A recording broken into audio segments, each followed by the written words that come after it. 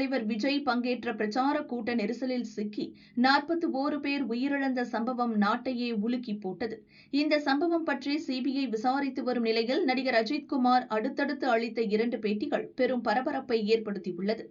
முதலில் ஆங்கில ஊடகத்துக்கு அவர் அளித்த பேட்டியில், கரூர் சம்பவத்துக்கு தனிநபர் மட்டுமே காரணமில்லை, நாம் அனைவருமே காரணம்தான். ஊடகங்களுக்கும் பங்கு இருக்கிறது.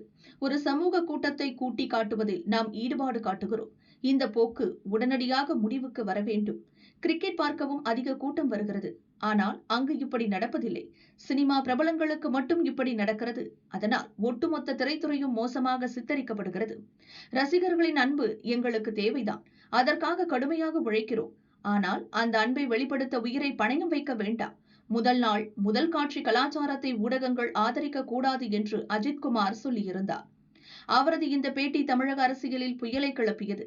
அவர் தனது நண்பர் விஜய்க்கு ஆதரவாக குரல் கொடுத்து இருக்கிறார் என்று தவிகவினர் கூறினர். அதே நேரம் திமுக உள்ளிட்ட சில கட்சிகள் அதை வேறு விதமாக கூறினர். விஜயை தான் அஜித்குமார் சாடியிருக்கிறார் என்றனர். அதாவது அந்த தனிநபர் மட்டுமே இதற்கு காரணமில்லை என்று அஜித் சொல்வதன் மூலம் விஜய்க்கும் இதில் பங்கு இருக்கிறது என்று பகிரங்கமாகவே சொல்லிவிட்டார் என்றனர். இந்த இருவிதமான கருத்துக்களும் பொதுவெளியிலும் சோசியல் மீடியாவிலும் மிகப்பெரிய அளவில் மோத ஆரம்பித்தன. பெரும் பட்டிமன்றமே நடந்தது. இந்த நிலையில்தான் இதற்கு முற்றுப்புள்ளி வைக்கும் விதமாக மீண்டும் அஜித்குமார் பரபரப்பு பேட்டி அளித்துள்ளார்.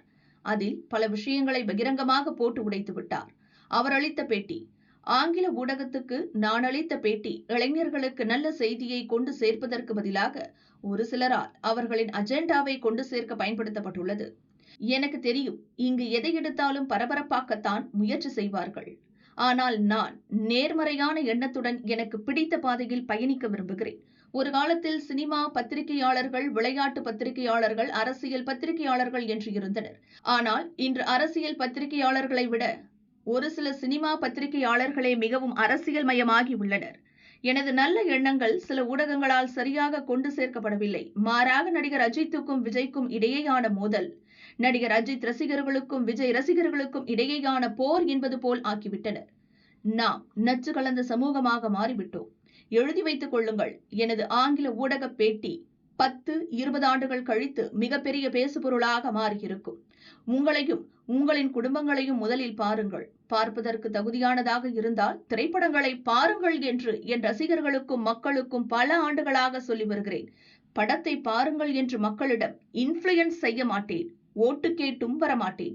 படங்களில் நடிப்பது, கார் ரேஸில் பங்கேற்பது என்று எனக்கு பிடித்ததில் கவனம் செலுத்துவேன். எப்போதெல்லாம் ரேஸ் காரில் உட்காருகிறேனோ அப்போதெல்லாம் உயிர் போவதற்கு ஒரு நொடி போதும் என்பது எனக்கு நன்றாக தெரியும். இதனால் எனக்கு எந்த ஒரு திட்டமோ உள்நோக்கமோ இல்லை என்பதை புரிந்து கொள்ளுங்கள். வாழ்க்கை மிகவும் எளிதில் உடையக்கூடியது. என்னால் முடிந்தவரை நன்றாக வாழ விரும்புகிறேன். கரூரில் நடந்தது துரதிருஷ்டவசமானது. அது நீண்ட நாட்களாக நடக்க காத்திருந்த விபத்து. இதற்கு முன்பு ஆந்திரா சினிமா தியேட்டரில் நடந்துள்ளது. பெங்களூர் கிரிக்கெட் மைதானத்தில் நடந்துள்ளது. பல நாடுகளில் நடந்துள்ளது. பொதுவெளியில் எப்படி நடக்க வேண்டும் என்பது எனக்கு உள்பட அனைவருக்கும் பொருந்தும். எனது இந்த கருத்துக்கள் தவறாக புரிந்து கொள்ளப்படாது என்று நம்புகிறேன். ஒரு சில ஊடகங்கள் ரசிகர்கள் மீது பலியை சுமத்துகின்றன. ஆனால் ஒரு சம்பவத்தை கோடிட்டு காட்ட விரும்புகிறேன். எனது தந்தை இறந்த சமயத்தில் அவரது பூத உடலை எடுத்து சென்ற போது ஒரு சில ஊடகங்கள் எங்களின் பின்னால் கேமராக்களுடன் பின்தொடர்ந்தன. உயிரில்லாத அந்த உடலின் காட்சிகளை பதிவு செய்ய முயற்சித்தனர். இதனால் அங்கிருந்த ஒவ்வொருவரும் தங்களின் உயிரை பணயம் வைக்க நேர்ந்தது. ஒரு சில ஊடகங்களே இப்படி இருக்க ரசிகர்களையோ தொண்டர்களையோ குறை சொல்ல என்ன உரிமை இருக்கிறது? ஏற்கனவே நான் சொன்னது போல் நானும் குற்றத்திற்கு பொறுப்பானவன்தான். என்னிடமும் தவறுகள் உள்ளன.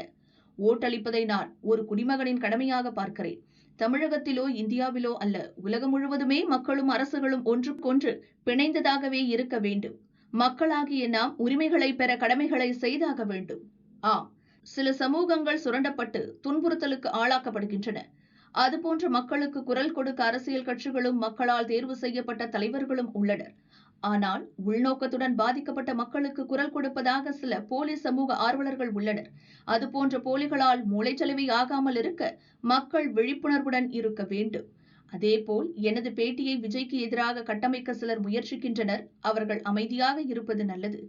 என்றுமே நான் விஜய்க்கு நல்லதே நினைத்திருக்கிறேன், வாழ்த்தி இருக்கிறேன். எல்லாருமே அவரவர் குடும்பத்துடன் சந்தோஷமாக வாழ வாழ்த்துகிறேன் என்று அஜித்குமார் கூறியுள்ளார். இதன் மூலம் முதல் பேட்டியில் கிளப்பிய சர்ச்சைக்கு பெரிய முற்றுப்புள்ளியை வைத்ததோடு தாவேக தொண்டர்கள், விஜய் ரசிகர்கள் மனதை குளிர வைத்து விட்டார்.